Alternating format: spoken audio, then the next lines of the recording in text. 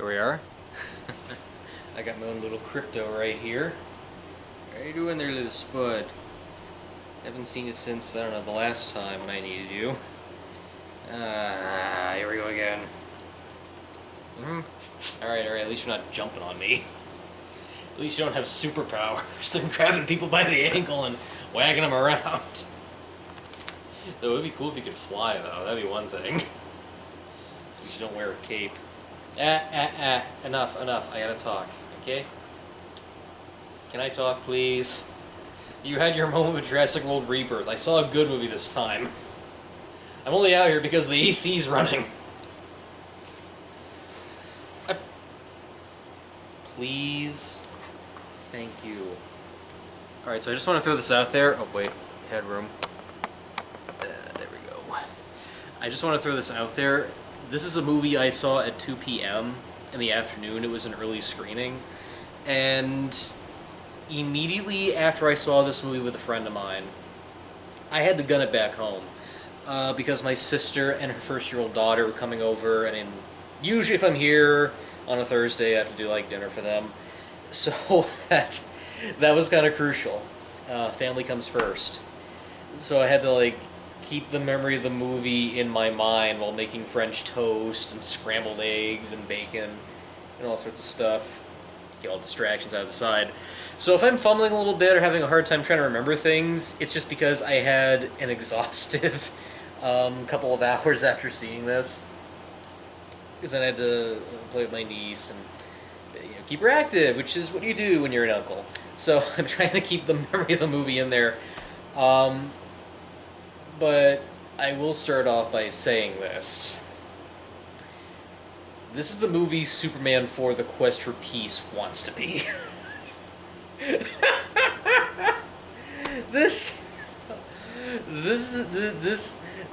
movie is trying to like put in current events while also being a superhero movie. Does it balance it out? I thought it did. Okay, maybe not 100% perfect, but if you're expecting me to compare this to some of the other incarnations, you're asking the wrong person. Even though I prefer the Richard Donner movie, like, really close to heart, but I haven't seen too many episodes of the animated series in the 1990s, but I do like the one with Mr. Mixia Spitlick, just because it's Gilbert Godfrey. McGurk! Hey, McGurk! This is the Zack Snyder films. It's been eons since I've seen them. I do remember there was a time where I was on a podcast with a bunch of enthusiasts, and the main thing is we really wanted to talk about the new 4-hour-plus cut that came out, but they kept going on for a good 92 hours or so, talking about their experiences with the thing, and I'm like, isn't this supposed to be about us talking about the new Justice League cut? Hello, okay, I'm going, bye-bye. So, thank goodness it's just me. When I heard that James Gunn was doing a Superman movie, I thought that could be interesting. Like, I wasn't overly enthusiastic. I wasn't like, oh, this is going to be bad or something. I was like, okay, this could work. This could kind of be interesting for what it is. Because I've enjoyed the Guardians of the Galaxy movies very well. The Suicide Squad movie did was okay. I wasn't really a big fan of it, but I thought for its crazy visuals, it was kind of nice seeing a couple of things here and there. Especially the giant star creature at the end, which looked like something out of a kaiju movie. I know it's in the comics. I just can't remember the name at this time. No. I gotta talk about the movie. People are here for the movie. You can relax. Just don't lick me. Don't give me those eyes, man. Don't give me those eyes, baby. Don't give me those eyes. There was a dog in here, and that dog was about as cute as you were. Alright. So I'm getting attacked here. I might as well just get it right off my chest so I'm not prolonging the inevitable. I thought this movie was fun. Just straight out of the get-go, I thought this movie was fun. And that is the important thing you want from a summer blockbuster, let alone even a comic book movie. the world that James Gunn has provides a lot to play around in this toy box that he's created.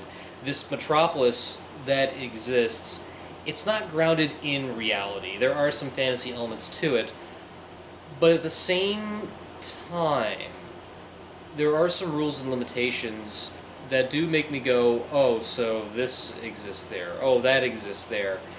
Oh, this character has this infinite black hole kind of thing with so much storage space and stuff. And that's nice and all. There are some good ideas. But one of two things. I feel like this was an edit of the movie that was chopped down, and maybe some of the more important details were cut down, resulting in a much better paced movie that's really lost on detail. And I would have loved more emphasis on some world building elements. Some of it does work when we go to the Daily Planet and see like the Fortress of Solitude and things like that. The fact that Soup now has a bunch of like robots in his fortress that act as like doctors and stuff and medical advice, like that stuff's kind of cool. The fact that there's a whole other creative superheroes that live by the book and their own rule and the people they have. Some have their moments. Some I wish there was a little more of here and there, but I guess there's only so much time you can devote to in a short 2-hour popcorn flick, unless their scenes got cut down. But in those moments when there were action scenes, where there were like these little character beats, I did like those quite a bit. Not enough to the point where it's my favorite Superman movie. I still say the first Richard Donner film is still my preferred Superman, because it gets a lot with the character right. Because when you actually hit those notes, those little credences and beats that are crucial to the character, it's going to be a successful transition. Because when you actually do nail the aspects of who Superman is, the world is your oyster at that point. I feel like with this movie, there's a lot of good ideas, but there are times when it overcomplicates itself. It overstuffs itself. There's moments in the first half where one character's going from this point to another, and you gotta remind yourself, okay, so there's this, there's that, there's all these other things, and so much happens, so much takes place. There's a scene, this is in the trailer, so I can kind of mention it.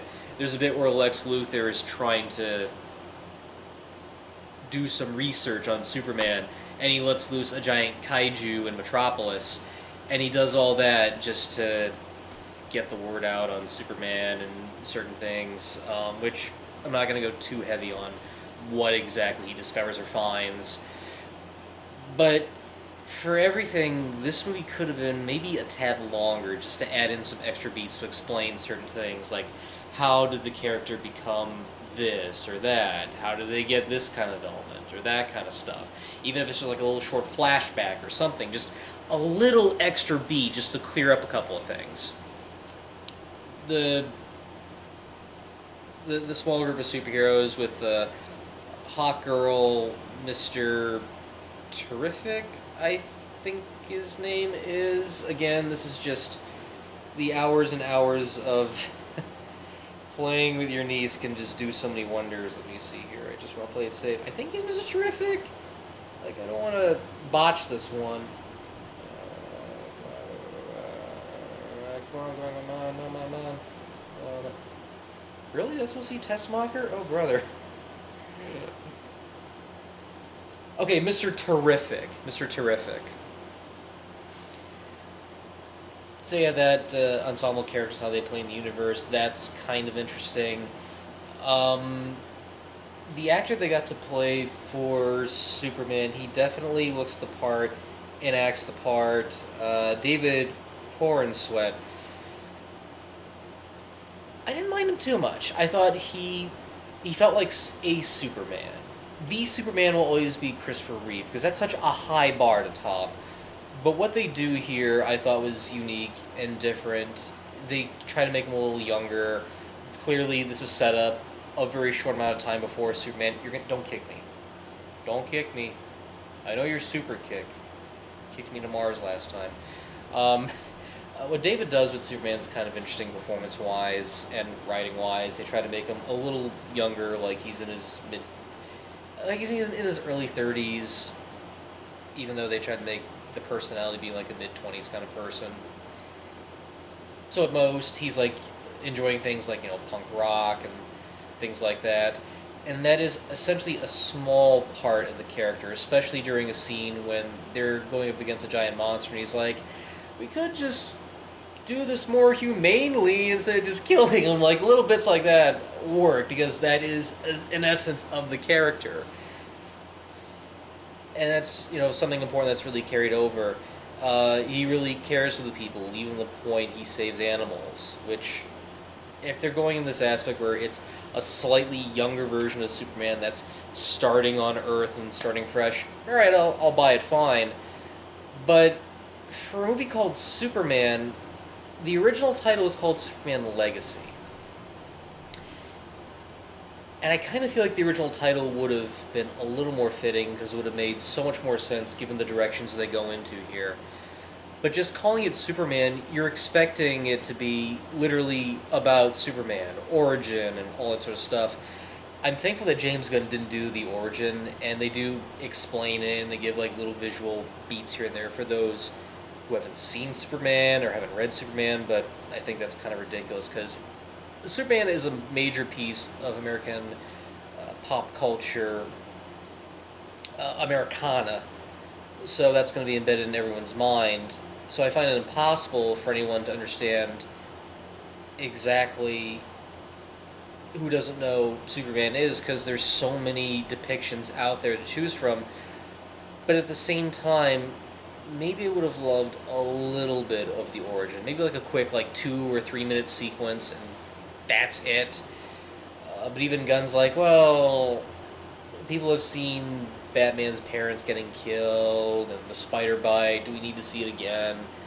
I understand why, but if you're doing a fresh start on a new comic book franchise and series, especially the DCU, maybe a little of that would have been just fine. Not a whole lot to the point it takes up a good bulk of the movie, just like a small, insignificant thing. Like, I don't know, a 2-minute prologue where Krypton's in danger, Superman's parents look at each other, they send him out, and then boom, cut to years later, and they go right to the opening scene with the battle. Who they got for Lois Lane? Again, I do apologize, because I want to... Rachel Bronson, if I mispronounce her, I do apologize. It's just after a day of running around and playing with the young one and giving them dinner, that can really mess your memory for a little bit. She was good as Lois Lane. The one scene that I do like, and this is in the trailer, is where they establish this relationship in this universe where Lois knows who Superman is.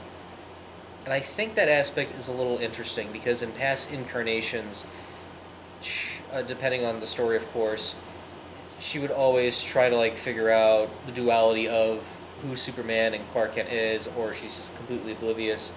And here I kind of like the idea that she knows who he is, because that plays into a lot with the character of Superman.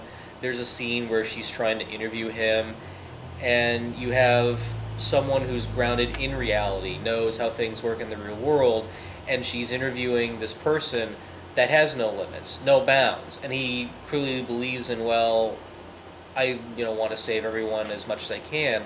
And the conversation they have, which is interesting and heated, it gets to a boiling point where you realize that even if you are someone with so many capabilities and so many powers, there are limits. There are things that will come into question, like, can you blast off to another country and stop a war or anything like that? There is red tape and legalities you're going to get into. And that is something that's come into a question not just with today, but also a lot of current comic book stories. Some good, some not bad. Some not so great. But I see they're trying to do the best they can to see what would happen in today's world if something like that happened, which I think is interesting, because you have this will of morality seeping in, but do you let things be as they are, or just really intervene? And those are aspects that they brought up in the Richard Donner film too, which are kind of interesting. Not Not to this level of what would happen if Superman, tried to stop a war of a country. No, because in the first film you had Jor-El telling him, "You must be very careful of interfering with the course of the history of this planet. You can save people, but whatever you do, at least don't go too far with your powers, because that will mess up with the balance of nature." And those were discussed very, very well, especially to the point where it got near the end of Superman the movie. Um, with this one, they are trying to make it a little more current and do what they can with the character and see exactly if they can carry over those traditional values into today's world and how everything works, where it's not just, let's go out and save them. It's more like, well, there's this and there's that, there's all this red tape, and even if you do something good, one small thing can bring your credibility down, even if it's so simplistic. And without spoiling too much, that is an interesting idea that I found very unique, but at the same time, very, very risky. There is something they do with Superman that's interesting, because in most incarnations, he's all for, saving people and going as far as to use his powers for good and stuff like that. But you always have that one small thing that seeps in, and folks are going to look at that and be like, well, should we really trust this guy with all these powers if he's going to have that kind of baggage with him? And I can't say what it is, but it did make for something interesting. And how they pulled that through to the end was pretty risky. But it's something you're going to be with, or it's something you're going to be really aggravated with. Because there is a quintessential element to the comics, without mentioning too much, the reason why he's sent to Earth and things like that. And when you alter that, it's either going to make for something interesting, or it's going to really hamper with the true purposes of what was established in the lore. There is enough here to respect the character of Superman, but the things that make him into Superman, that is where it's going to come into question. But I thought what they did was kind of interesting. I mean, it's an adaptation, so I'm going to let that slide just a little bit, but I will say it is a bold move that a lot of folks are going to be really put off by. Nicholas Hoult as Lex Luthor, I liked it. I thought he was entertaining at most. My Lex Luthor is always going to be Gene Hackman. Just straight out of the get-go, Gene Hackman is forever my Lex Luthor. The late, great Gene Hackman. Because what I always loved about that particular Luthor is how he is so knowledgeable and resourceful and can do so much. But at the same time, he would rather soak in his own ego and enjoy it, and just use that knowledge for his own personal gain, as opposed to helping the world. And it's so fascinating. Heck, in the first movie, he's programming 2 missiles just to turn the San Andreas Fault into a split zone, just so he can make his own new continent for land property. That works well with the egotism of the character. And what they do here with Lex is kind of interesting. And it is true to the character.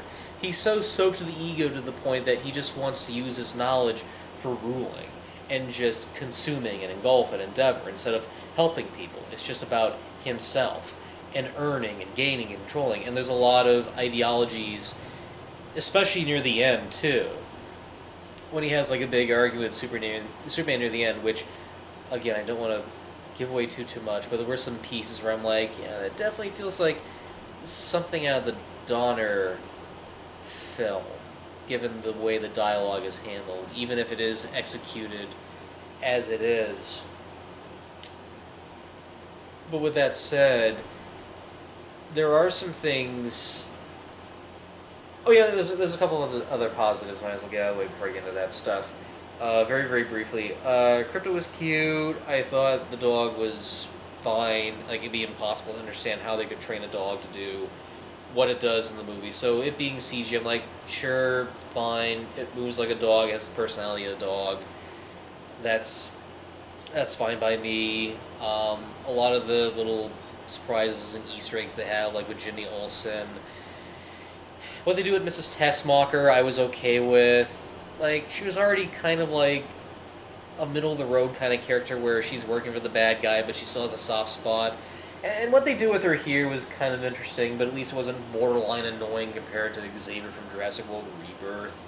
At least she wasn't, like, trying to say funny things. Here, what they do with the character was interesting at most. I mean, this is a case where it could have been borderline irritating, but at the very least, they work with what they have. Now, even if I felt this movie was fun, I do admit, it is kind of a mess.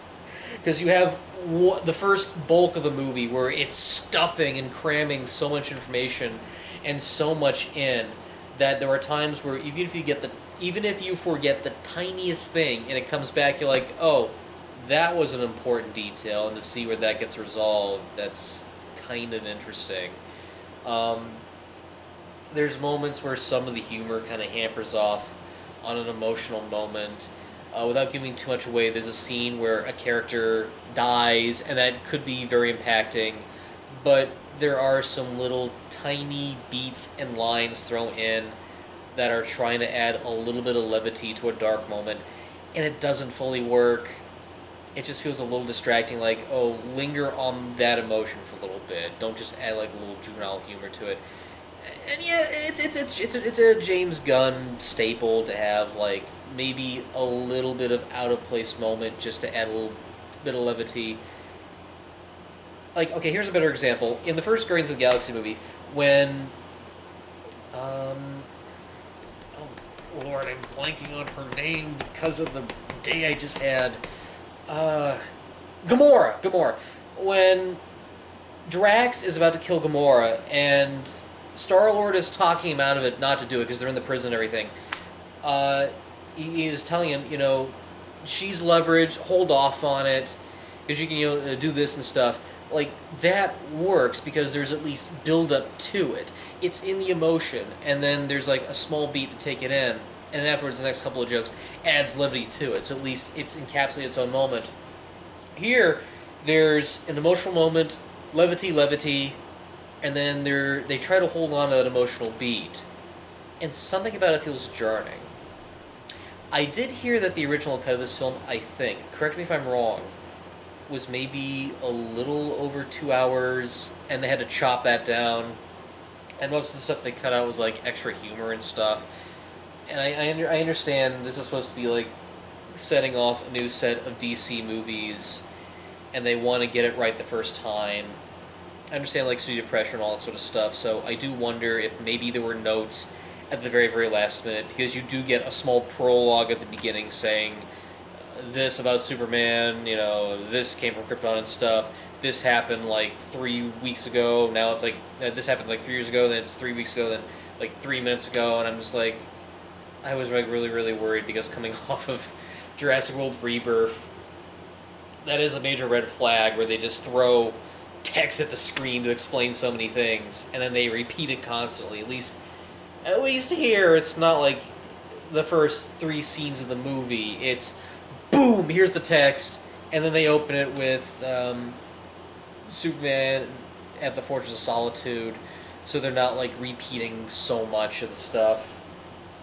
They're more elaborating on it and expanding on it, and that I'm okay with.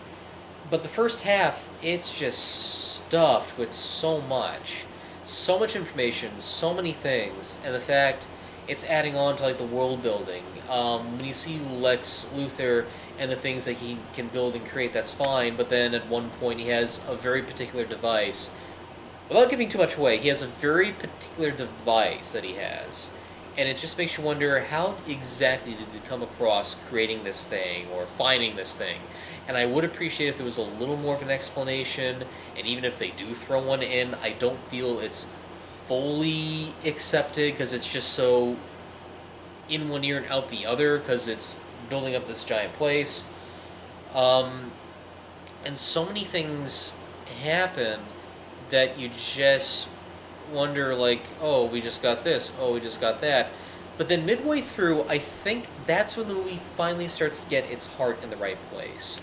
there is a scene when Superman is talking to Pa Kent, and he has this speech that's about, choosing what you want to do and things like that, and not following in the direction of the past. Like, this is your time, you are who you want to be. Like, that felt fine. I liked that. I thought that was great, even though it felt a little Iron Giant-esque. But I liked it well enough. I thought that was perfect for the moment where it was. Because there is something that Superman learns that really affects his character and identity and who he is. And to have someone human tell him, look, what you do is what you do, but you have to make that right choice, become what you want to be. That isn't true of the character.